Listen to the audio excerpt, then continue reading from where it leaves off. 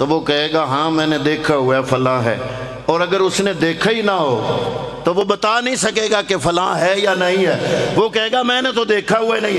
اب چونکہ دل کی آنکھ نے 33 مرتبہ رب کا دیدار کیا ہوا تھا، جب 34ویں مرتبہ میرے رب نے اپنے محبوب کو سر کی آنکھوں سے دیدار کرایا تو اللہ نے قرآن میں گواہی پیش فرمائی، فرمایا ما کذب الفؤاد، جس دل نے 33 مرتبہ دیکھا ہوا تھا، جب 34واں معراج جسمانی جو سر کی آنکھوں سے میرے محبوب نے اپنے رب کا دیدار کیا، جب آنکھوں نے دیکھا تو ما کذب الفؤاد مارا، دل نے پھر جھٹلایا نہیں، دل نے کہا اے آنکھوں جو تم دیکھ رہی ہو، دل نے جھٹلایا نہیں، دل نے تصدیق کی یہ وہی ہے جس کا دیدار میں نے 33 مرتبہ کیا ہے۔ ما کذب الفؤاد ما رآ۔ اگلا جملہ بڑا ہی قابل توجہ ہے اور انتہائی محبت والا ہے، فرمایا فَتُمَارُونَهُ عَلَى مَا يَرَى، تم اس پہ جھگڑ رہے ہو جو دیکھا، ما یرا، را یرا کا معنی دیکھنا، فَتُمَارُونَهُ عَلَى مَا يَرَى، تم اس پہ جھگڑ رہے ہو جو دیکھا، وَلَقَدْ رَآهُ نَزْلَةً أُخْرَى، لو پھر دیکھو اس نے 2 مرتبہ دیکھا، لَقَدْ رَآهُ نَزْلَةً أُخْرَى، اس نے دوسری مرتبہ بھی دیکھا، عِنْدَ سِدْرَةِ الْمُنْتَہَى، سدرۃ المنتہا کے پاس، عندہا جنت المأوی، وہ جہاں پہ جنت المأوی ہے، اذ یغش السدرۃ ما یغشا، جب وہ چھا رہا تھا، یا اللہ کیا فرمایا، ما یغشا، جو چھا رہا تھا۔ یہ لفظ بڑے ہی عجیب ہے نا، بڑے راز والے ہیں۔ اذ یغش السدرۃ، جب وہ چھا رہا تھا، یا اللہ کیا فرمایا، ما یغشا، جو چھا رہا تھا، ما زاغ البصر وما طغى، اور جو چھا رہا تھا اس کو آنکھ نے دیکھا، پھر نہ آنکھ بیکی نہ آنکھ ٹیڑھی ہوئی، آنکھوں میں آنکھیں ڈال کے دیکھا۔ لقد رآ من آیات ربہ الکبریٰ۔ اب یہ اس کی تشریح ہے جو سورہ الاسراء میں بیان فرمایا، لِنُرِيَهُ مِنْ آیاتنا، تاکہ اللہ اپنی نشانیاں دکھائے۔ یا اللہ کون سی نشانیاں؟ فرمایا لَقَدْ رَآ مِنْ آیَاتِ رَبِّهِ الْكُبْرَى، اللہ رب العالمین اپنی بڑی بڑی نشانیاں، آیاتِ الْكُبْرَى، عظیم عظیم نشانیاں اپنے محبوب کو دکھائے۔ اب علماء سے پوچھا جناب وہ نشانیاں کیا تھیں؟ تو علماء فرماتے ہیں اگر آپ کو کوئی کہے کہ میں جو کل دن آنے والا ہے نا اس میں جو تم کرو گے میں تمہیں ابھی دکھاتا ہوں، ایک تو ہے بتانا، ایک ہے دکھانا۔ اب جہنم میں تو جانا ہے اس وقت جب قیامت ہوگی، میزان لگے گا، نیکیاں اور بدیاں تل جائیں گی، پھر جناب کچھ کے فیصلے جنت کی طرف کچھ جہنم کی طرف۔ یہ کیا وجہ ہے کہ محبوب کریم صلی اللہ علیہ وسلم ارشاد فرماتے ہیں میں جب جنت کا مشاہدہ کر کے میں نے جہنم کو دیکھا تو میں نے کیا دیکھا کہ کچھ لوگ ہیں جن کے سر پھوڑے جا رہے ہیں، حالانکہ جہنم اب تو خالی ہے، جہنم میں تو اس وقت لوگ جائیں گے جب پل صراط سے پار ہوں گے تو جہنم میں پہنچیں گے۔ عالم برزخ کا عذاب قبر کا تو الگ ہے۔ تو یہ مصطفیٰ نے میزان لگنے کے بعد، پل صراط گزرنے کے بعد جو کام ہونا ہے وہ 27 رجب کوئی دیکھ لیا تو یہ نشانی چھوٹی ہے۔ سبحان اللہ۔ یہ ہزاروں سال بعد جو واقعہ ہونا ہے، تو محبوب 27 رجب کی رات کو معراج پہ جا کے مستقبل کا وہ واقعہ جو ابھی ہوا نہیں، نبی پہلے دیکھ لے۔ نعرہ تکبیر، نعرہ رسالت، نعرہ تحقیق، نعرہ حیدری، علماء اہل سنت۔ حضور نبی کریم ارشاد فرماتے ہیں کہ میں نے دیکھا کہ لوگوں کے سر پھوڑے جا رہے ہیں، پتھر مارے جا رہے ہیں سروں پہ۔ جب پتھر لگتے ہیں سر کچلے جاتے ہیں، پھر دوبارہ سر بن جاتے ہیں، پھر پتھر مارے جاتے ہیں، پھر سر کچلے جاتے ہیں، پھر دوبارہ سر بن جاتے ہیں۔ میں نے جبریل امین سے پوچھا ہے جبریل یہ کون لوگ ہیں؟ جبریل عرض کرتے ہیں یا رسول اللہ صلی اللہ علیہ وسلم یہ آپ کی امت کے وہ لوگ ہیں جن کے سروں پہ نماز بھاری ہو جاتی تھی، جن کے سروں پہ نماز بوجھ سمجھتے تھے سروں پہ نماز کا، یہ وہ لوگ ہیں۔ حضرت ابو ذر غفاری رضی اللہ تعالیٰ عنہ آپ ایک تابعی کو ساتھ لے کے نا سفر کر رہے تھے، تو رستے میں ایک شاخ جس کے پتے سوکھے ہوئے تھے وہ پڑی تھی، وہ اٹھائی تو اس کو جھنجھوڑا، پتے گرنے لگے۔ آپ نے فرمایا تم نے پوچھا نہیں کہ میں نے ایسا کیوں کیا؟ وہ عرض کرتا ہے جناب فرمائیں ایسا کیوں کیا؟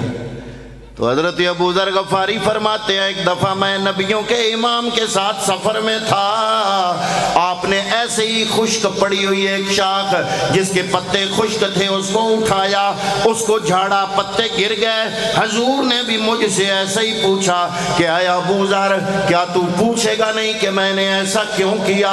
حضور نے بھی یہ سوال کیا تھا، وہی سوال میں نے تم سے کیا۔ اس نے پوچھا پھر حضور نے کیا جواب دیا؟ اور آپ فرماتے ہیں حضرت ابو ذر غفاری فرماتے ہیں میرے پیغمبر نے فرمایا تھا کہ اے ابو ذر جب بندہ مسلم میرا امتی کلمہ گو جب نماز ادا کرتا ہے اس کے جسم سے گناہ ایسے جھڑ جاتے ہیں جیسے اس خشک شاخ سے پتے جھڑ گئے ہیں۔ پھر آگے گئے حضور نبی کریم صلی اللہ تعالیٰ علیہ وسلم لِنُرِيَهُ مِنْ آیاتنا کون سی نشانیاں دیکھیں؟ آپ فرماتے ہیں میں آگے گیا تو کیا دیکھا؟ کچھ عورتیں ہیں جن کو پستانوں سے لٹکایا گیا ہے۔ میں بڑا حیران ہوا، میں نے پوچھا اے جبرائیل یہ کیوں ایسا منظر کیوں؟ انہوں نے کہا کہ یہ وہ بد کردار عورتیں ہیں جو اپنے خامدوں کو چھوڑ کے دائیں بائیں منہ مارا کرتی تھیں، یہ وہ لوگ ہیں۔ حضور نبی کریم صلی اللہ علیہ وسلم فرماتے ہیں جب میں آگے گیا تو میں نے کیا دیکھا کہ کچھ لوگ ہیں ان کے سامنے بڑے خوبصورت دسترخوان ہیں، اور ان دسترخوانوں میں جو سالن کے برتن ہیں ان سالن کے برتنوں میں چھوٹے چھوٹے ٹکڑے گوشت کے پڑے ہوئے ہیں، بڑا خوشبودار گوشت اور بڑا خوش ذائقہ اور خوش شکل گوشت سامنے پڑا ہوا ہے، لیکن وہ لوگ ان خوبصورت دسترخوانوں میں موجود خوشبودار خوبصورت گوشت وہ نہیں کھاتے، بلکہ دائیں بائیں گلا سڑا گوشت جہاں سے بدبو کے بھبکے اٹھ رہے ہیں، بدبو آ رہی ہے، گلا سڑا مردار گوشت کھا رہے ہیں اور صاف گوشت چھوڑ رہے ہیں۔ میں نے پوچھا ہے جبریل یہ کون لوگ ہیں؟ جبریل عرض کرتا ہے یا رسول اللہ آپ کی امت کے یہ وہ لوگ ہیں جو اپنی حلال بیویوں کو چھوڑ کے دائیں بائیں حرام کاری کرتے تھے، اللہ رب العالمین نے ان کو جہنم میں یہ عذاب دیا ہے۔ حضور نبی کریم صلی اللہ تعالیٰ علیہ وسلم فرماتے ہیں پھر میں آگے گیا، آگے میں نے ایک گروہ ایسا دیکھا جن کے پیٹ اتنے بڑے ہوئے تھے اور ان کے پیٹوں میں سے بچھو اور سانپ نظر آ رہے تھے، اور اتنے بڑے بڑے ہوئے پیٹ، ان پیٹوں کے بوجھوں کی وجہ سے وہ اٹھ نہیں سکتے تھے۔ جب اٹھنے کی کوشش کرتے تھے تو ان پیٹوں کے بوجھوں کی وجہ سے وہ نیچے گر پڑتے تھے۔ میں نے پوچھا اے جبریل یہ کون لوگ ہیں؟ جبریل عرض کرتا ہے یا رسول اللہ یہ وہ آپ کے امت کے لوگ ہیں جو سود کھایا کرتے تھے۔ ویاج جس کو کہتے ہیں، سود جس کو کہتے ہیں، اس کے ہم نے بڑے بڑے نام رکھ لیے۔ میرے دوست لیبل بدلنے سے حقیقت نہیں بدلتی۔ علماء کرام فرماتے ہیں 70 قسمیں ہیں سود کی، اور جو سب سے کم قسم ہے وہ زنا سے، ماں سے زنا سے بھی بدتر ہے۔ یہ سب سے کم درجہ سود کا، اور اس سے جو آگے درجے ہیں وہ کیا ہوں گے؟ سود کو آپ سمجھتے ہیں نا کہ کسی کو ادھار دینا اور کہنا کہ ہر مہینے 1000 کے پیچھے مجھے 100 روپیہ دے دینا یا 200 دے دینا، یہ سود ہے، اور سود کو اسلام نے حرام قرار دیا ہے۔ مولا کائنات مولا علی المرتضی شیر خدا رضی اللہ تعالیٰ عنہ روایت فرماتے ہیں، حضور نبی کریم کی حدیث پاک ہے، فرمان کملی والے کا ہے، روایت کس کی ہے؟ مولا علی کی۔ مولا علی فرماتے ہیں حضور نے ایک دفعہ فرمایا کہ 7 قسم کے لوگ ایسے ہیں کہ جب مر جاتے ہیں قبر میں رکھے جاتے ہیں تو ان کا منہ قبلے سے پھر جاتا ہے۔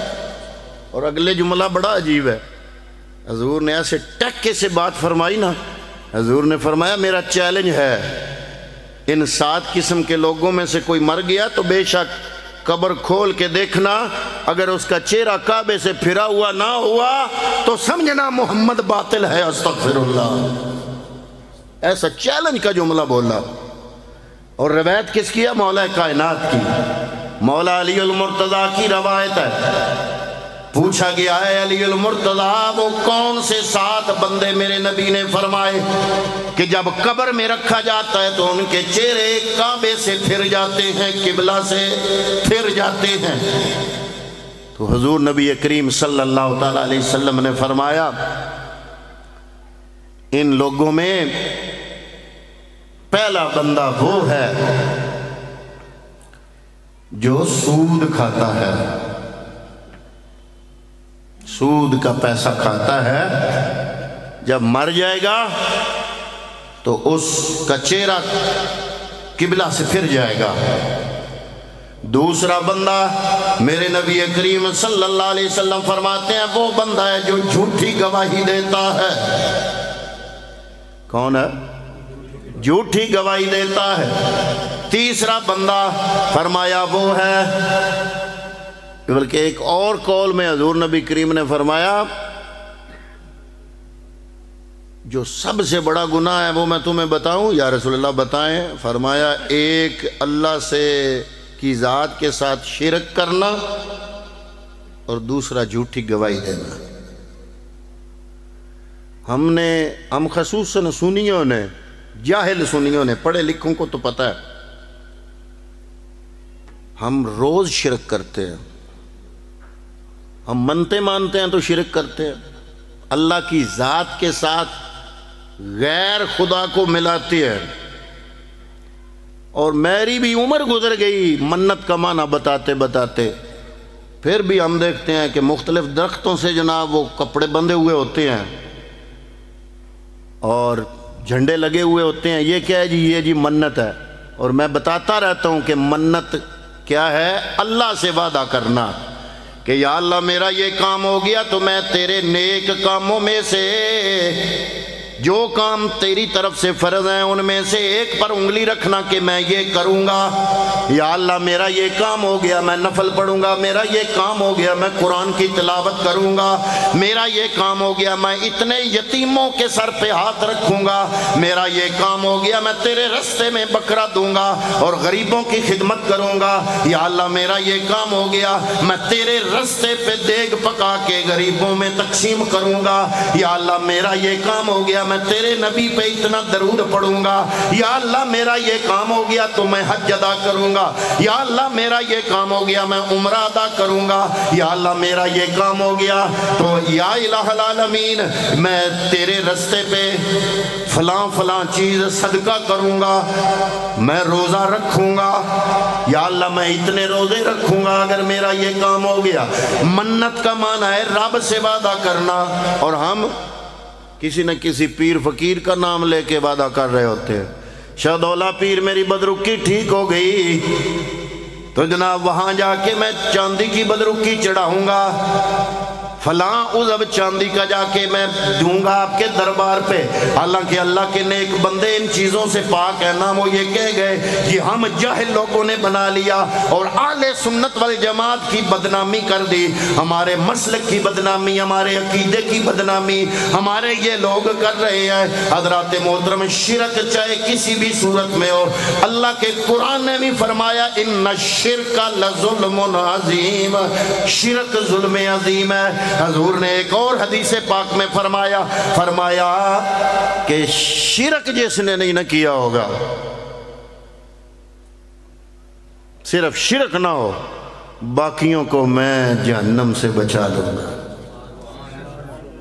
یہ معراج کے موقع پہ بھی علماء فرماتے ہیں کہ رب نے جو انعام دیے نا، پہلا انعام جو دیا نا معراج کے لیے اللہ نے نبی کو، وہ سورہ بقرہ کی آخری 2 آیتیں معراج کی۔ دوسرا جو انعام دیا نا، وہ امت کو اپنی بارگاہ میں قرب عطا کرنا